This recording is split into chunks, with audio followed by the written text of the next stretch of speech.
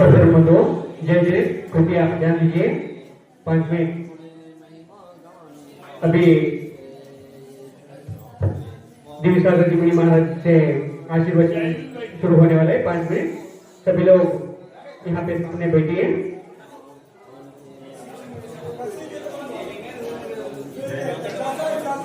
Hello hello जय जय सभी को। आप सभी से निवेदन है कि यहाँ पर आ जाएं। अभी कुछ ही देर में देवी सागर जी मुनिराज द्वारा प्रवचन प्रारंभ किए जाएंगे। ये हम सभी मुनि चरणों में समस्त निवेदित करते हुए मुनि जी से आग्रह करते हैं कि अपनी पावन देशना से हम सभी का भव दुख का किनारा निकट आए, ऐसा प्रवचन देकर हम उसको अनुग्रहित करें। नमोस्तु निराज, नमोस्तु निराज। सभी लोग इधर आ जाएं, प्रवचन शीघ्र शुरू होने वाला है।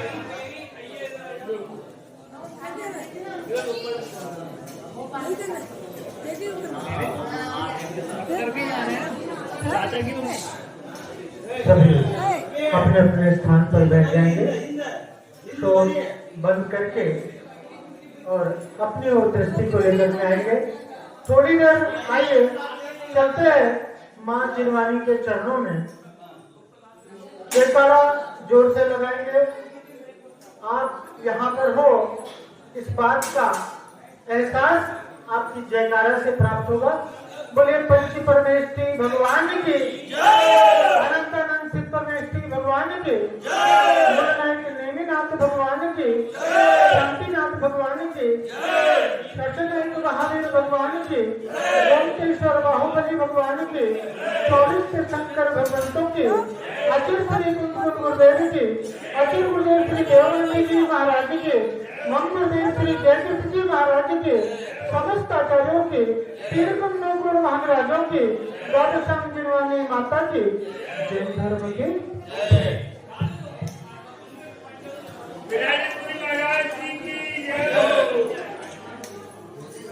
जीवन के उत्थान के लिए अरहंत प्रभु के स्वरूप को जानना आवश्यक है। हम सभी भगवान बाहुबली के चरणों में बहुत ही पुण्य के उदय से यहाँ उपस्थित हुए और यह आवश्यक हो जाता है कि हमारे अरहंत प्रभु, हमारे बाहुबली भगवान कैसे हैं? अरहंत प्रभु कौन है? जब सामान्य से बात करते हैं तो यूँ कहेंगे कि जिनके समोशरण आदि विभूति है, जिनके अतिशय है, ये अरहंत देव है। लेकिन अरहंत देव के बारे में इतना पर्याप्त नहीं है। अरहंत अर्थात अरि, जिन्होंने अरि अर्थात शत्रु का नाश किया, वे क्या हुआ? वे अरहंत हो गए। और हम सभी अरहंत प्रभु के भक्त हैं, अरहंत प्रभु के अनुयायी हैं। तो इसलिए अनुयायी हैं कि उनका अनुकरण करने के लिए शत्रु की बात आती है तो कौन है हमारा शत्रु? कौन है हमारा शत्रु? शत्रु का जैसे ही मालूम पड़ जाता है हमें, हम शत्रु को छोड़ते नहीं और शत्रु को छोड़ना भी नहीं चाहिए। लेकिन शत्रु वास्तव में कौन है, इसकी पहचान तो होना चाहिए ना। कौन है हमारा शत्रु? और शत्रु की बात जब आती है तो बाहर में दृष्टि जाती है कि कोई व्यक्ति है, ये हमारा शत्रु है, कोई व्यक्ति शत्रु नजर में आता है। लेकिन वास्तव में हमारा शत्रु है कौन? कौन है हमारा शत्रु? तो कुछ जो समझदार लोग हैं, कुछ जो ज्ञानी लोग हैं, वो क्या कहते हैं कि शत्रु और कहीं नहीं है, हमारे अंदर है शत्रु। तो जब शत्रु तुम्हारे अंदर में है तो शत्रु को छोड़ना चाहिए क्या? शत्रु को छोड़ना नहीं चाहिए। और जब तक का शत्रु के प्रति आगाज नहीं होगा तब तक शत्रु अपना स्थान छोड़ने वाला नहीं है। निमित्तों को दोषी ठहराते हैं कि ये हमारा शत्रु है, इसकी वजह से ऐसा हो गया, उसकी वजह से ऐसा हुआ, इसने ऐसा कर दिया। उंगली दूसरे के ऊपर उठती है, लेकिन ध्यान रखना, जब एक उंगली दूसरे के ऊपर होती है तो 4 उंगली किसकी ओर होती है? तुम्हारे। शत्रु और कहीं नहीं है, शत्रु तुम्हारे अंदर है। ये विकार ही हमारे शत्रु है। महाभारत का प्रसंग है कि अर्जुन रथ के पीछे जाकर के बैठ गए। अर्जुन रथ के पीछे जाकर के बैठ गए और श्री कृष्ण ने पूछा कि युद्ध लड़ो अर्जुन, तुम युद्ध क्यों नहीं लड़ते? तो अर्जुन कहते हैं न श्रेयोपि पश्चामि स्वजन हत्या मात्र। मैं अपने स्वजनों की हत्या के मूल्य पर अपना हित नहीं चाहता हूं। तो श्री कृष्ण कहते हैं कि जिनकी तुम हत्या की बात कर रहे हो उनकी हत्या तो तुम कर भी नहीं सकते, क्योंकि आत्मा कभी मरती नहीं। और अगर नाश करना है तो अपने विकारों का नाश करो, अपने दोषों का नाश करो। ये क्रोध, मान, माया, लोभ, यही हमारे वास्तविक शत्रु है। तुम्हारे जीवन की सुख शांति तुमसे अलग है तो उसका मूल कारण क्या है? कि तुम्हारी ये कषाय। कषाय किसे कहते हैं? जो आत्मा को कषे, जो आत्मा को स्वभाव से दूर करे, वो क्या है? कषाय। ये कषाय निरंतर तुम्हारा कार्य कर रही है। और जब तक इन कषायों पर दृष्टि नहीं डालोगे तुम अपने वास्तविक संपत्ति है जो तुम्हारी, उसको उपलब्ध नहीं हो सकते। सुख शांति तुम्हारे से छिन्न है तो उसका दोषी और कोई नहीं है। ये विकार ही शत्रु है। और विकारों में सबसे बड़ा विकार, दोषों में सबसे बड़ा दोष है मिथ्यात्व। मिथ्यात्व से बड़ा कोई शत्रु नहीं है। आचार्य श्री समुद्रवती स्वामी कहते हैं न सम्यक समम किंचित त्रिकालीय त्रिजगत अपि श्रेयो श्रेयास मिथ्यात् नान्यत् करुणिता। हे परधारी जीव, इस संसार में सम्यक के समान तुम्हारा कोई मित्र नहीं है और मिथ्यात्व के समान तुम्हारा कोई शत्रु। सर्वप्रथम तो मिथ्यात्व को जीवन से दूर करो। ये जो शरीर में आत्मबुद्धि हो रही है, ये जो शरीर में मैं बना हो रहा है, ये शरीर ही मैं हूँ, यही मिथ्यात्व है। जब तक ये भ्रम नहीं दूर होगा तब तक जीवन में हम अपने वास्तविकता को उपलब्ध नहीं कर पाए। सब करते हैं, सारा धर्म कार्य करते हैं, सब कुछ करते हैं, लेकिन फिर भी क्या है? सुख नहीं है जीवन में, शांति नहीं है। जहाँ सुख का स्रोत है, जहाँ सुख का भंडार है, वहाँ पर तो दृष्टि नहीं जा रही ना, क्योंकि अनादिकालीन का ये जो मिथ्यात्व है, तो मिथ्यात्व जब तक जीवन से दूर नहीं होगा तब तक जीवन के अर्थ को नहीं प्राप्त हो सकते। शरीर में आत्मबुद्धि हटाओ। मैं शरीर नहीं हूँ, शरीर में मैं हूँ। बैठ जाओ, यहाँ नीचे शरीर सही। देखो अपन बाद में आराम से बात करेंगे। शरीर मैं नहीं हूँ, शरीर में मैं हूँ। ये दो चीजें हैं। जब तक ये धारणा नहीं होगी, जब तक ये श्रद्धा नहीं होगा तब तक हम सार्थकता को भूलेंगे। यही तो सबसे बड़ा मिथ्यात्व है।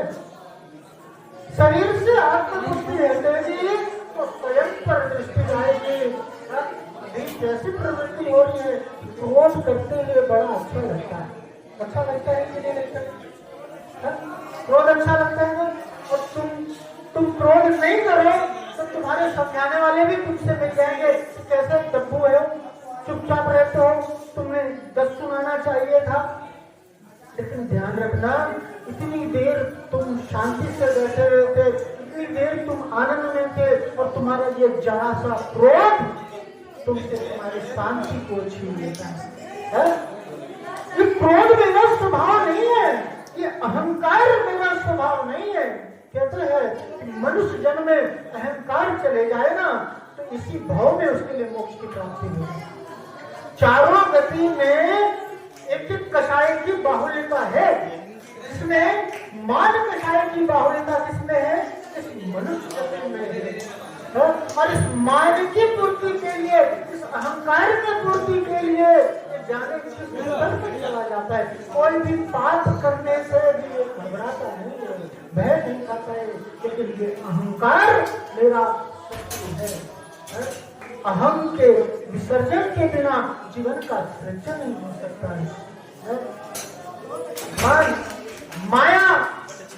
मायाचारी करते हैं, ठगी करते हैं, और लोग ये सब मेरे विकार है, ये सारे दोष है। दुनिया में सब कुछ प्राप्त हो जाता है, लेकिन अपनी गलती नहीं प्राप्त होती, अपनी गलती नहीं दिखाई देती। और जब यह एहसास हो जाएगा कि यह क्रोध आदि मेरा दोष है, ये क्रोध आदि मेरा स्वभाव नहीं है, ये मेरा विभाव है, ये मेरा स्वभाव नहीं है। आपके लिए कोई बोले कि तुम क्रोध करो, मान लो कोई गुस्सा कर रहा है, गुस्सा आती है कि नहीं आती है? यहाँ कौन होगा ऐसा जिसे गुस्सा नहीं आती है? आती है, लेकिन जो सावधान है जीवन में, तो हर पल हर क्षण क्या क्रोध को नहीं करेगा। सबसे पहला क्या है कि विनय बहुत बड़ा गुण है, और विनय की प्राप्ति कब होगी? जब अहंकार का अभाव होगा। ये मान, ये माया, ये लोभ मेरा स्वभाव नहीं है।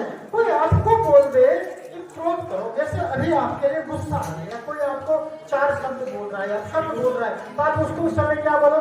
तो भैया तुम ऐसे ही गाली देते रहना तो 2 मिनट है मैं 2 मिनट के लिए आया, क्या वो ऐसा कर पाएगा? लेकिन कोई आपको बोले कि भैया शांत बैठो, तो आप अब तो शांत बैठ जाओगे, बैठो मंदिर में बैठोगे। जिस प्रकार से जल अग्नि के संपर्क में आता है तो जल कैसा होता है? उष्ण हो जाता है। लेकिन अग्नि के संपर्क से जैसे ही वो दूर होता है, जो शीतलता उसका स्वभाव है, वो अपनी शीतल स्वभाव में आ जाता है। उसी प्रकार से ये क्रोध आदि मेरा स्वभाव नहीं है। जैसे ही तुम निमित्तों से दूर होते हो, जैसे ही उस वातावरण से दूर होते हो, तुम वापस अपने स्वभाव में आ जाते हो। इसलिए इन्हें विकार जान करके, इन्हें दोष जान करके, और इन्हें मंदता लेकर के आ सकते हैं। कषाय की 3 अवस्था होती है, एक तीव्र, एक मंद, एक मंदतर। तीव्र, मंद और मंदतर। और जिसके जीवन में ये सावधानी आ जाए, जो इन्हें दोष स्वीकार कर ले, जो इन्हें अपना विकार स्वीकार कर ले, वो अपने जीवन में सतर्कता को लेकर के आता है। क्रोध आदि की जैसे ही परिस्थिति बनती है, वो दृष्टि अपने स्वभाव की ओर लेकर के आता है, जिसका परिणाम होता है कि वो कषाय मंद पड़ जाती है, और वो मंद दशा, मंदतर दशा को लेकर के आती है। इस प्रकार से जीवन से हम इन कषायों को दूर करके हम अपने स्वभाव को प्राप्त हो सकते हैं, हम अपने वास्तविक सुख को प्राप्त हो सकते हैं। हाँ, आपकी संपत्ति अलग है तो आपकी संपत्ति को आपसे ये विकार, आपके ये शत्रु आपसे छीन रहे हैं। इन्हें शत्रु जान करके अपने जीवन से दूर करने का प्रयास करेंगे तो हम जीवन के अर्थ को प्राप्त हो पाएंगे। एक छोटी सी दृष्टांत को अपन देखते हैं, और समय की सीमा है, अपनी बात को समाप्त करेंगे कि क्या हुआ। कि एक कुम्हार मिट्टी के बर्तन बना रहा था। एक कुम्हार मिट्टी के बर्तन बना रहा था और हुक्का बना रहा था। हुक्का समझते हैं? चिलम चिलम चिलम जो नशा करते हैं ना, वो चिलम पीते। तो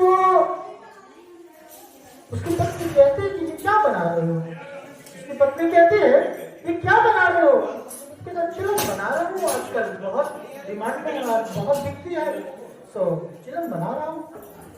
पत्नी कहती है कि गर्मी के दिन शुरू हो गए, सुराही क्यों नहीं बनाते? सुराही भी बहुत बिकेगी। सुराही सुराही मटका सुराही सुराही बना। तो कुम्हार वापस से मिट्टी को तैयार करता है और सुराही बनाने लग जाता है। तो मिट्टी चिल्लाती है कि ये क्या कर रहे हो? अभी तो मुझे कुछ और आकार दे रहे थे और अभी कुछ और आकार देने लगे। कुम्हार कहता है मेरा विचार बदल गया। कुम्हार क्या कहता है? मेरा विचार बदल गया। मिट्टी का जवाब सुनना, सारा सार मिट्टी के जवाब में है। अभी तक का जो सार है वो आप घर लेकर के जाना। मिट्टी कहती है कि तुम्हारा तो विचार बदल गया, मेरा तो जीवन ही बदल गया। तुम्हारा तो विचार बदल गया, मेरा तो जीवन ही बदल गया। अरे चिलम बनती तो खुद भी जलती और दूसरे को भी जलाती, खुद भी जलती और दूसरे को भी जलाती। अब सुराही बनूंगी, खुद भी ठंडी रहूंगी और सबको ठंडा करूंगी। इसीलिए कषाय न खुद करना है और न किसी की कषाय का कारण बनना। क्या जीवन में सब कुछ आदान प्रदान कर लेना, लेकिन कभी किसी को टेंशन देना नहीं और टेंशन कभी लेना नहीं। ये कषाय ही हमारे शत्रु हैं। सबसे बड़ा कषायों का, तो कषायों पर दृष्टि किसकी जाएगी? जो पर से दृष्टि को हटा करके स्वयं में दृष्टि को लेकर आएगा। मिथ्यात्व समस्त दोष का मूल है, समस्त पापों का मूल है। ऐसे मिथ्यात्व को जीवन से दूर करके कषायों पर दृष्टि डालेंगे तो हम अपनी वास्तविक निर्मलता है, वास्तविक जो सुख है, जो शांति है, जो संपत्ति है, उसको प्राप्त होंगे। इसी मंगल भावना के साथ सभी के लिए सद्बोध की प्राप्ति हो, सभी का हित हो, सभी का कल्याण हो। आचरित बड़े पंच परमेष्ठी